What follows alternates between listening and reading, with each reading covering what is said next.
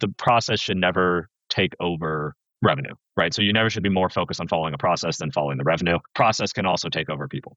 The process and how things are done is in a lot of ways at that level more important than like the people that are actually executing. You're listening to Customer Growth Sessions presented by Intergrowth, where we talk through strategies to help up-and-coming e-commerce businesses bring in more customers. I'm your host, Pat Ahern. Let's jump in. All right, listeners, welcome back to the latest episode of Customer Growth Sessions. Today, I'm thrilled to have on Sean Agatep, the COO and co-founder over at Vincero. Sean, welcome to the podcast. Thanks for having me. I think my dog in the background might have just ruined your intro. I don't know if there was a jingling of a chain, but he just was scratching his ear. But thank you for having me. I love it. I was going to say between that and me struggling to not cough on the mic, we'll see how the audio comes out for this. We're off to a hot start. This is going to be a record-setting episode. I love it. And then add in the fact that we're talking all about operations today, and oh boy, we'll see how this one comes out. They don't let us ops people out in public too often, so this is about the audience you'd expect. Oh, man. Well, I always say, the thing I really like about this podcast is we try to talk about a lot of the really unsexy parts of running an e-com shop. People love to talk about scaling to 9 figures. They love to talk about the really sexy marketing tactics. We talk about a lot of the really boring stuff that is absolutely essential and that not many people are talking about. So, perfect segue. Sean, tell us a little about Vincero. How did you get started? What do you guys do over there? For sure. Yeah. Vincero is a men's accessories brand. We focus on giving the best possible gifting experience for men's, specifically new dads is a position we've been taking. I started with my best friends from college. The long story behind that, we moved out to China right after we graduated college and basically failed at starting businesses until something stuck. We got into sourcing, product development, manufacturing, and we saw a whole bunch of brands blowing up on Kickstarter. And we were like, well, wait. We're already making the product. Kickstarter is a great messaging platform. Let's try to spin up our own brand. And that was in 2014. And we've been running it ever since. Brilliant. And when I reached out to you, we were talking about it. You had mentioned, hey, we've scaled this to 8 figures. And I think you even gave the caveat ahead of time. You said like, hey, I'm probably not the person to talk to about marketing, but if we want to go deep into operations, I'd love to dive into that. So with that, we're going to jump into operations a little bit today. One of the first things that stood out to me when you and I were talking, I think it was last week, you'd shared this quote that I want to read, which was operations needs to take a backseat for sub 7-figure revenue brands. And I want to unpack that. What did you mean by that statement? At that level of business, everything's going to be imperfect. Everything's going to be in flux. You're still making it up as you go. I mean, we all still are making it up as we go, but there's less standardized processes and procedures that actually matter and move the needle. So you're chasing revenue, you trying to standardize those growth patterns and trying to really hone into that product market fit. And so as someone who's got like an OCD level of organization, that was a challenging part of it because as you go, there's so many things you're like, oh, I can tinker with this, I can change this, I can do X, Y, and Z. But that takes your eye off the ball. And like the most important thing when you're at that level is just figuring out how to get to that $7 to $10 million in revenue level, right? That's objective one. Like get me to 5 million and then I can focus on standardized processing everything else out. So that's what I meant behind that.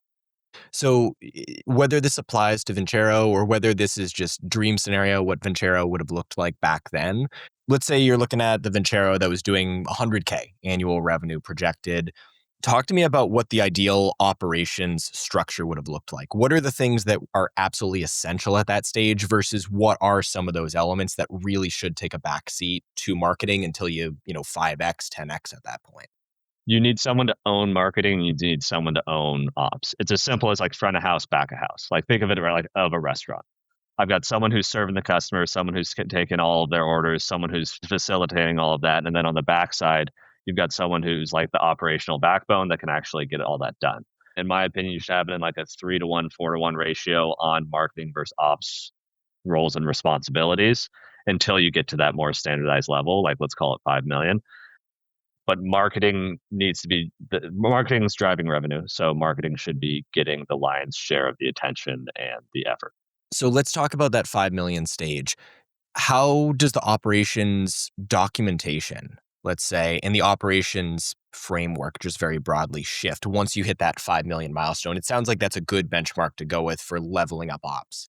I think so. I think there's like 5 is like is a nice sounding number. I think realistically, probably 2.5 to 3 in terms of consumer brands. I think that's a good benchmark of like, okay, cool. We're not at the point where we're scratching and clawing every single month trying to figure it out. We should have a track record. We've got enough of a audience and a dem at that point, depending on your order value, that you can standardize certain processes.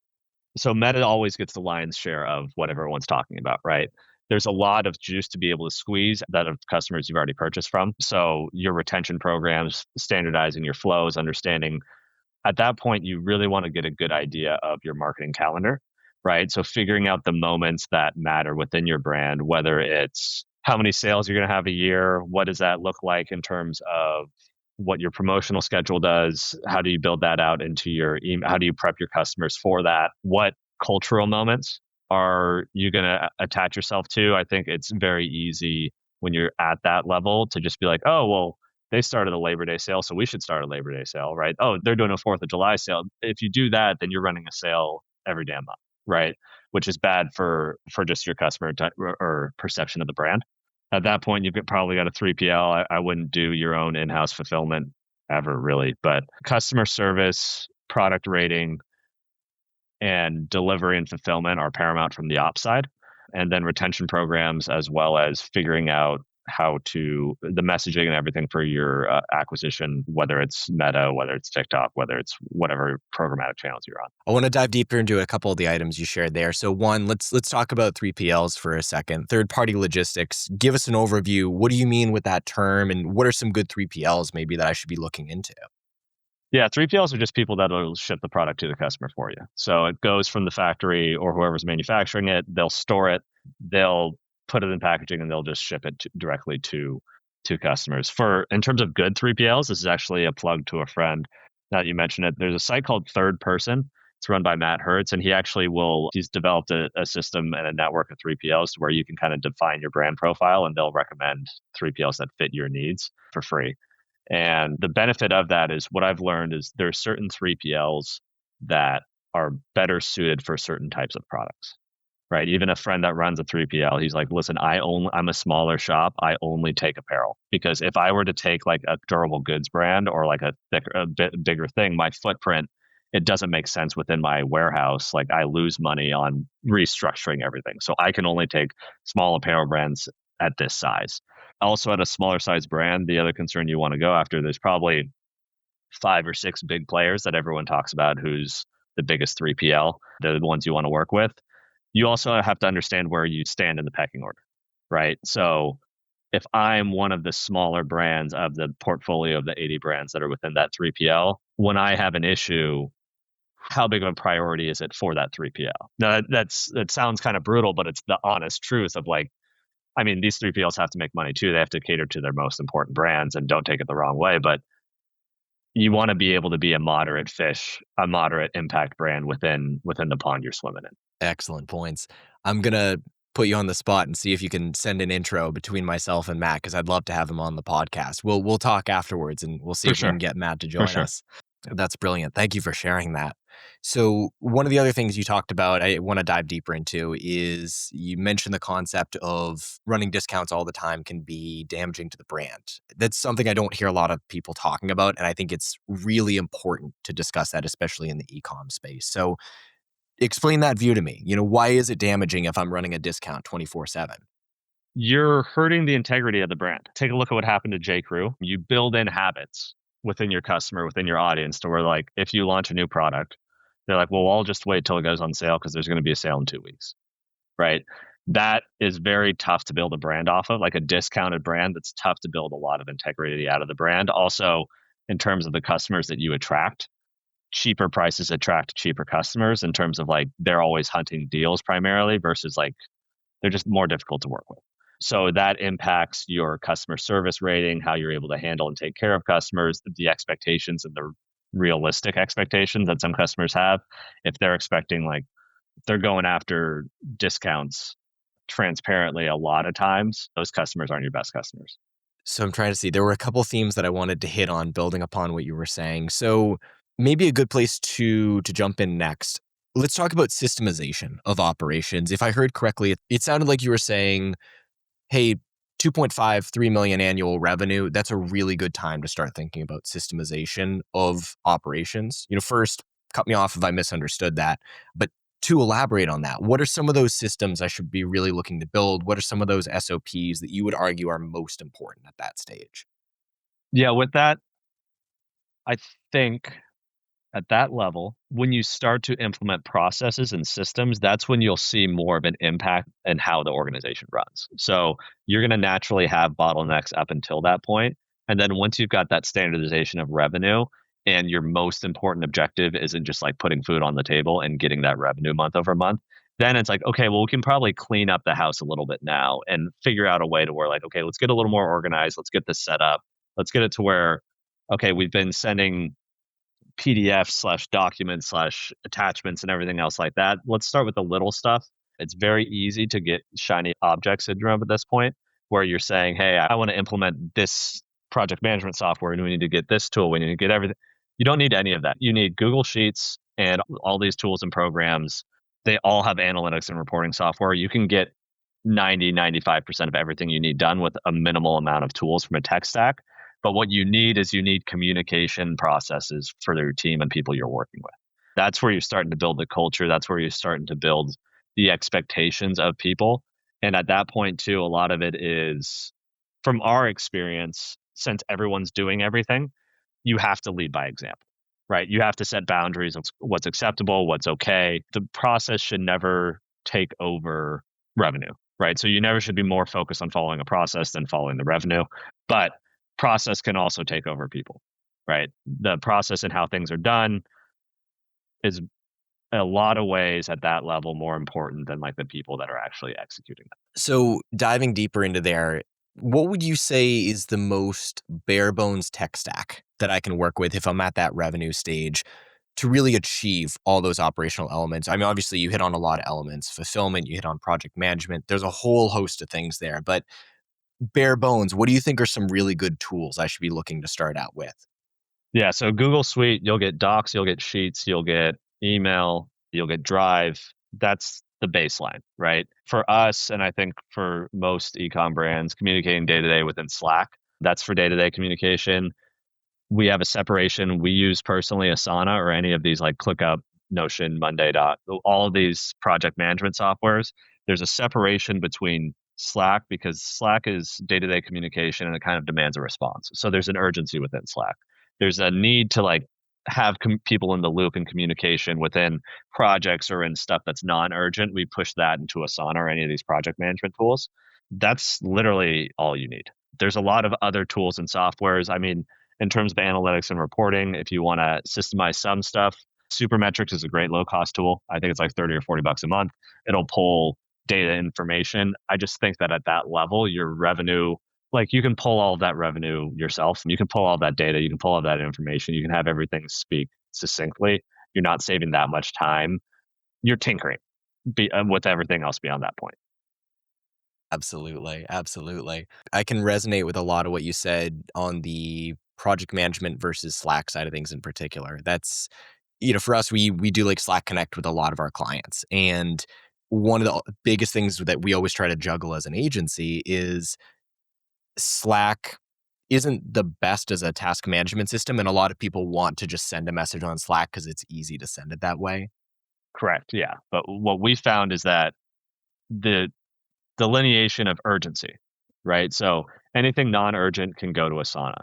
If you send it to me in Asana and I don't answer and it needs a response, it's on you to respond or to follow up within Slack, right? Slack is the one catch-all. It's almost like a hierarchy of importance, right? So you've got, and even that delineates down even like, okay, I tagged someone in the Google Doc.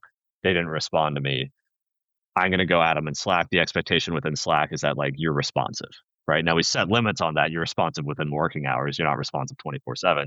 But anything urgent should land. Like you have to create a hierarchy or a funnel within that. Amazon is the ultimate double-edged sword when it comes to generating sales. It's an incredible source of revenue for e-com brands, but become too successful and you risk Amazon creating the Amazon Basics version of your product and taking away all your sales. We see it happen all the time. And that's why we help businesses to build a second customer acquisition machine before they lose their Amazon sales. Interested in hearing more? Reach out to us at intergrowth.com/CGS to book a complimentary strategy session with our team. Once again, that's intergrowth.com/CGS. All right, back to the show. Interesting. I like that system. What we've done historically is we've said, hey, Slack is the place if there are messages you're sending that either one are really urgent, like ASAP fire urgency, or two, if it's a less than 5-minute task. And then aside from that, it's email or our project management software is for like longer tasks that aren't ridiculously time sensitive. I like that approach though. It sounds like your mindset is Slack is really great if you're saying highest priority, like tier number one in terms of importance. If it's important but doesn't need to be done today, toss it in Asana. We'll have it in there and can take it from there. And it's almost like Slack is our office. So Slack is the day-to-day communication. It's going back and forth. It's how we handle all this other stuff. Asana is for internal communication, right? Tracking goals, updates on progress, everything else like that. And then email is just external. Brilliant.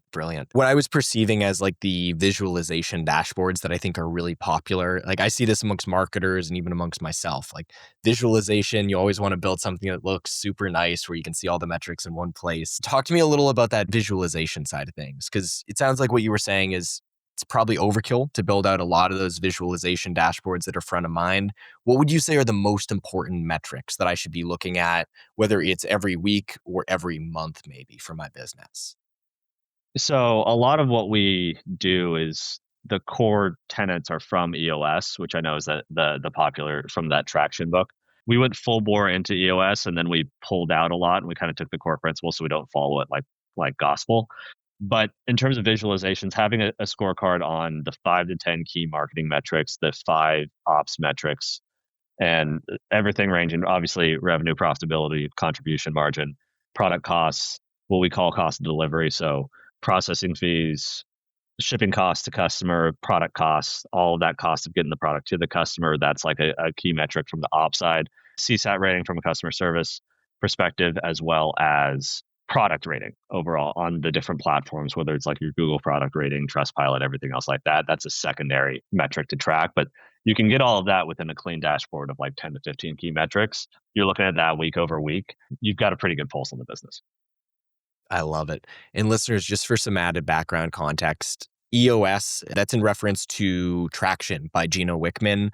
I would ballpark probably 10 to 20% of the guests who come on the podcast at least mention EOS in passing. It is a really popular management framework. Similar thing for us, Sean. We started out going, I would say like 50% in on like the EOS framework, and then we pulled back a bit as well. But a lot of our business runs on the same EOS principles. I probably once a year think about it. I'm like, should we just go 100% in? It's going to be easier to just run it with this exact template.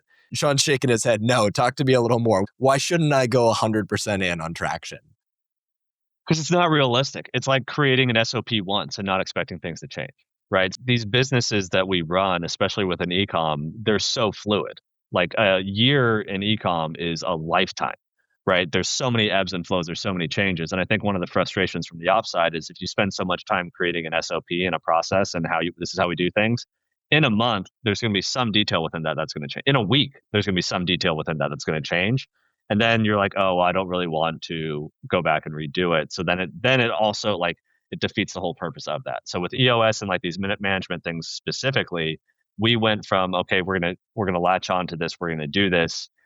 We found that after a year or two, everything became too rigid, and there wasn't enough flexibility. Like there's so much emphasis with an EOS of tracking numbers and tracking metrics that it was very easy to hide behind the busy work of tracking those numbers and tracking those metrics and not tackling those rocks, right? Those bigger things, those bigger initiatives and everything else like that, which is the challenge of management that EOS passes on to you, right? Like you need to make sure you focus with that. What we had to do is we had to shift the emphasis on there's so much emphasis on the scorecard and the meeting cadence and everything else like that. Like obligation of whoever's in that role is you just own those scorecard metrics and those numbers, but we don't necessarily have to talk about them all the time.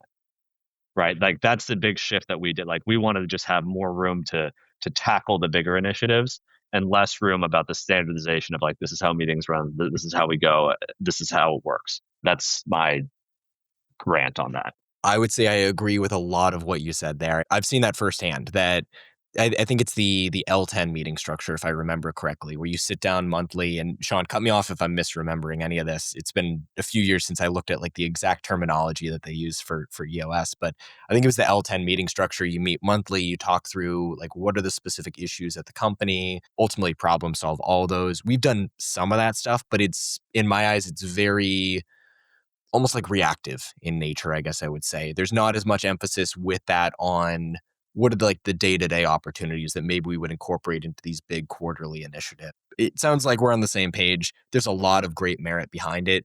It's not quite a perfect system, though.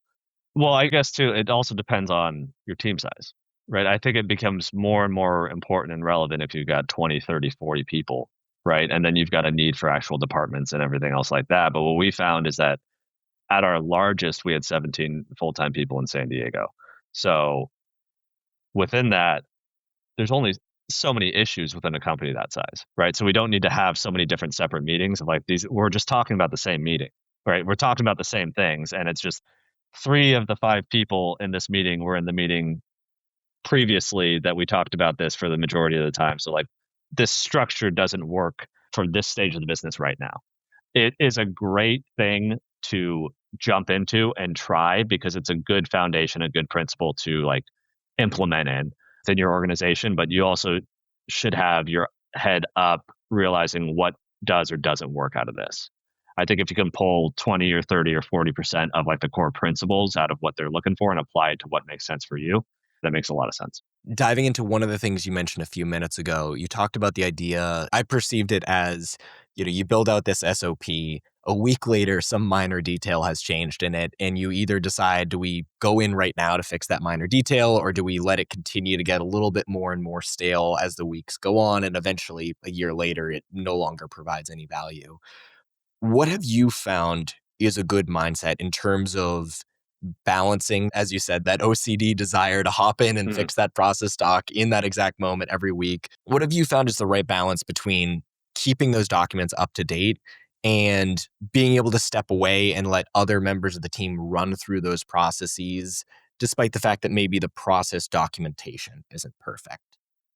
Yeah, this may be advice that's creating more work than is necessary, but that's kind of my processes. I find SOPs to be somewhat therapeutic in that if I take a step back, it's like, okay, without looking at this existing SOP and what I need to change and tinker, what are the key steps that I need to get done?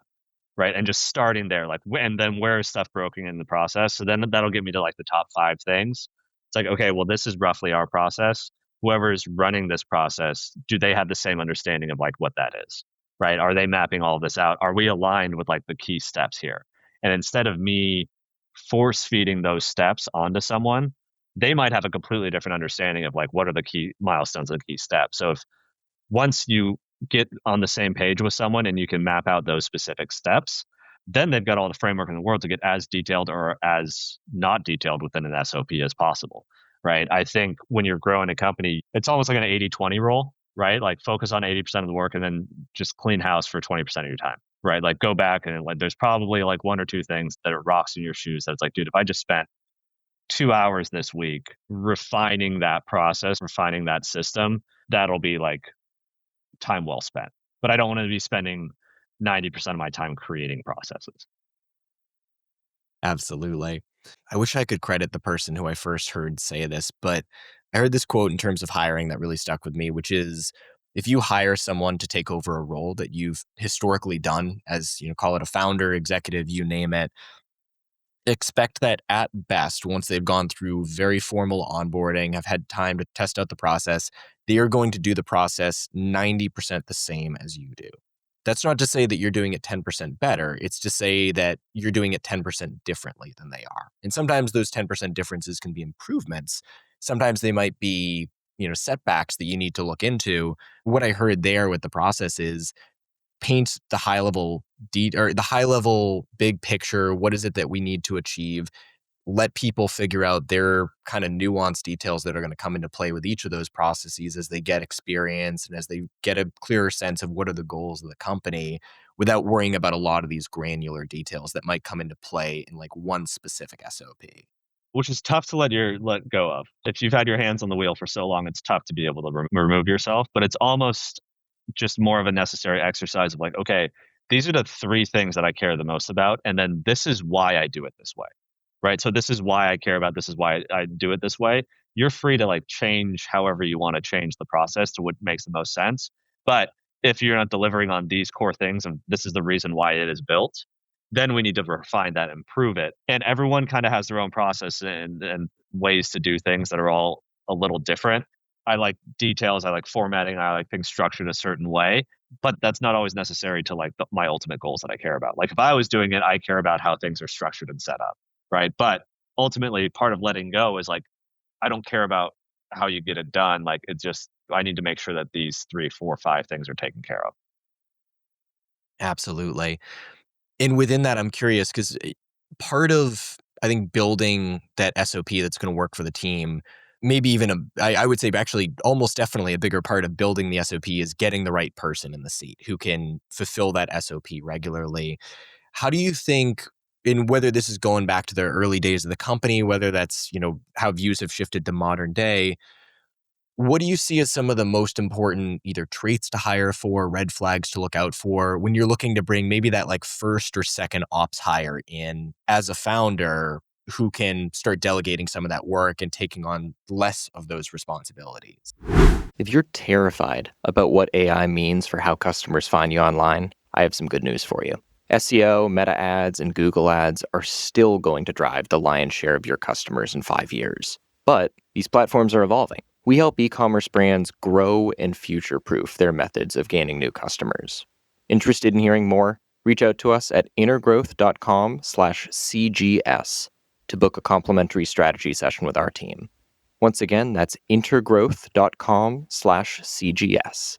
All right, back to the show. It's a good question. First key hires, you're looking for curiosity. You're looking for someone who's like curious and taking initiatives and figuring out why things are happening a certain way. That's not like, hey, just tell me what you need to be. You don't need like a loyal companion. You don't just need like a workhorse. You're like, hey, just tell me the 15 things. I'm going to crush it for you. It's like, dude, your job is to take my job away from me. So all of the things that are on my plate, figure out way like I can't articulate it well, and maybe this is just me from a poor management perspective, but it's like if I didn't have to do these things, I could be working on these other things, right? I want to bring you into the fold so like you can also take away like just think about taking away my job. Everything that I'm doing, be curious about how it's done, why it's done a certain way, and then just show the initiative to take that over. I think that's a great trait that's tough to interview and try to validate, but that's a good sign that whether or not they're going to be a long-term fit because at that stage of company when you're first like you're just trying to figure it out, right? You've got no specific plan. You're just like I need someone who you can't help with your hands in your pockets, right? So like I need someone who needs to be able to like who's willing to go out and do stuff and figure stuff out with you with the idea that okay, well I don't know anything about email. I didn't know anything about email marketing, but I took over this part of it and then I got more further and further detailed into it and I just learned that it was just about these flows and then because I've been with the company so long I understood the branding and the expectations and I was able to just absorb that function, right? And then once you standardize that function, it's like, oh, well, I didn't know anything about 3PLs or ops or logistics. I just started helping out here. I was curious about how that worked. I just like absorbed that part of it too. That's how you can be an invaluable asset to any company. I love it. I love it. And I find that I wholeheartedly agree with you. I find that is a really hard skill set to vet for in the hiring process. Have you found any questions or any signs to look out for in the interview process? Any things to look out for, like if you're talking to a reference for the person that can give a really good indication that this might be someone who's really curious, who's going to thrive? Yeah, that's really tough to get across in an interview question. The way we do it from our own hiring processes is there's a technical side of any role, right? You want to make sure that they're technically qualified, that you can evaluate a technical assessment within there. The other thing we do is we kind of take the principles from the EOS mantra and we build out an intangible scorecard where we're looking for the characteristics and the traits of each individual. It's like, okay, within this role, I care the most about these 3 or 4 traits. Like, do they seem like they show initiative? Do they seem like they show curiosity? Do they seem like they have a desire to learn more? Like, whatever you want to build that into. And throughout the interview process, you have whoever's interviewing qualify those in a score like 1 to 10. Right. And then from there, you're able to evaluate candidates side by side. You're taking that qualitative metric and you're applying it to a way to like evaluate comparatively. That's brilliant. That's brilliant. I know we're coming kind of close to time here. Your company structure changed a lot in the past couple of years. You mentioned San Diego. You guys had, I think it was 17 full-time employees on the team. You have a very different op structure today. Can you tell us a little about how the company has changed over time? Yeah. I don't know if the way I'm talking, you can tell I've never had a real job before.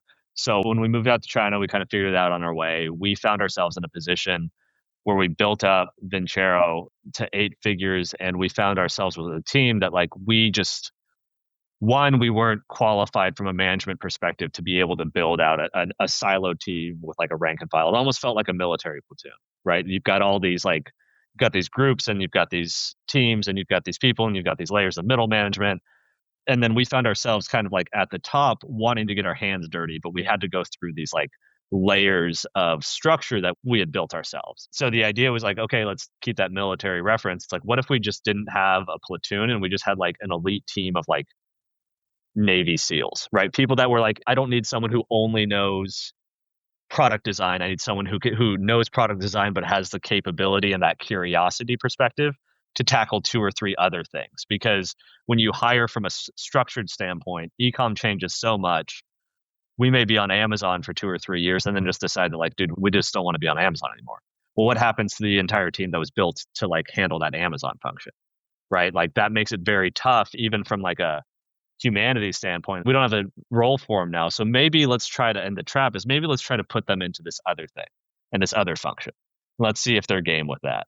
Then you're even putting yourself at risk more so to be like, okay, well, now I just set this person up for a skill or a role that they're not yet skilled for. I don't have the capability and the capacity to train them to my expectations. And they're getting frustrated because they know they're not doing well. Right. So it's like that EOS, that's the right person, just the wrong seat. Like it just doesn't work. We changed the whole structure. And the idea was like, let's hire, I want to overpay for every role. The only way I can do that is to hire all of my strategic roles here in the States and then hire all of our non-strategic or execution roles, that mid-level role. Let's hire all of them globally. So we shifted that mindset. What that did is that opened up payroll for both to be able to pay your senior people more, as well as you had enough to go around to go after these global hires and then pay them top of market as well. I think one thing that people don't talk about enough, I think we were talking before the show. I mean, a huge part of our company is a global workforce as well. We probably have 30 people on the team.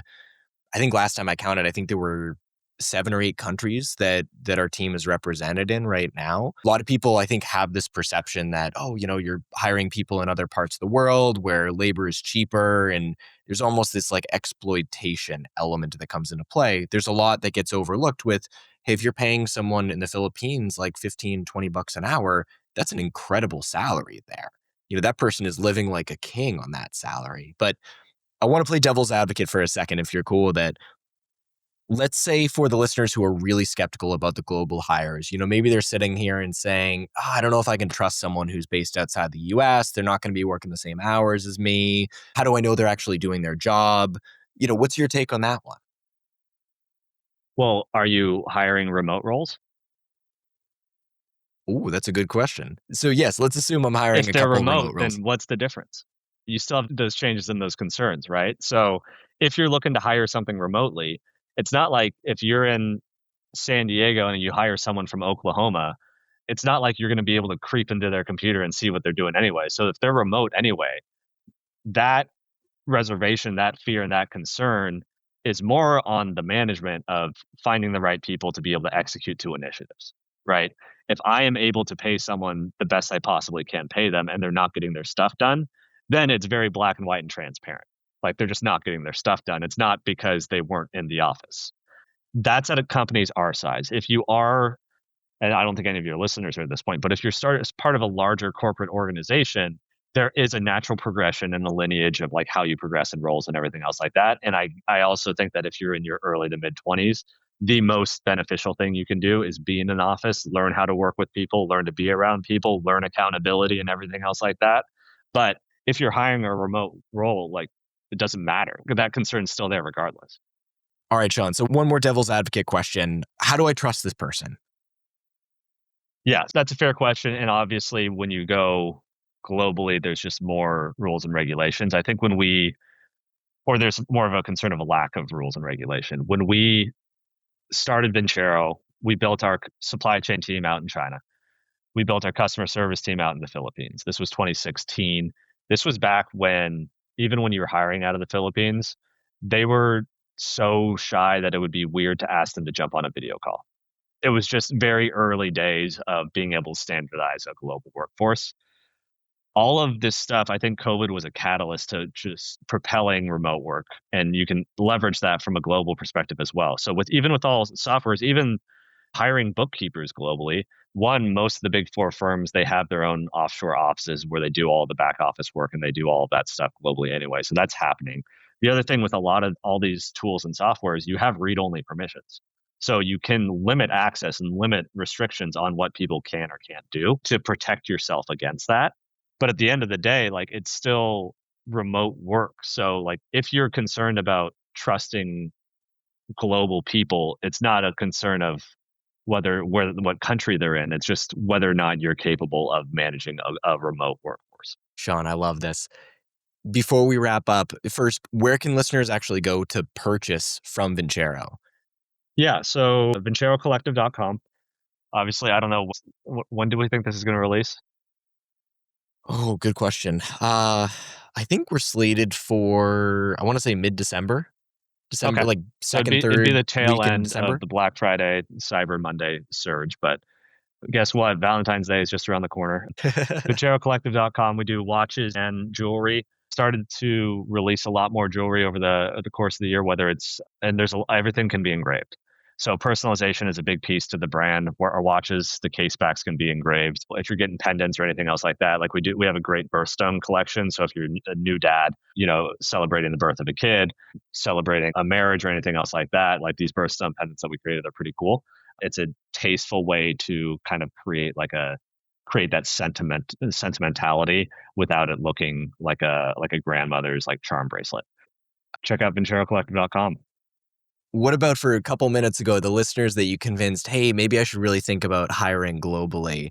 Talk to me about Tidal real quick, because we didn't actually mention the brand by name. So what is Tidal? And first of all, how can we find Tidal online? For sure. When we restructured Vincero, we built out a recruiting pipeline, boots on the ground in Latin America, in the Philippines, and South Africa, where we were hiring our roles. And so part of that was an aha or realization of like, hey, listen, we already have these recruiters and this capacity to recruit for ecom. Tidal is a recruiting service for e-commerce. We hire mid-level marketing and ops roles.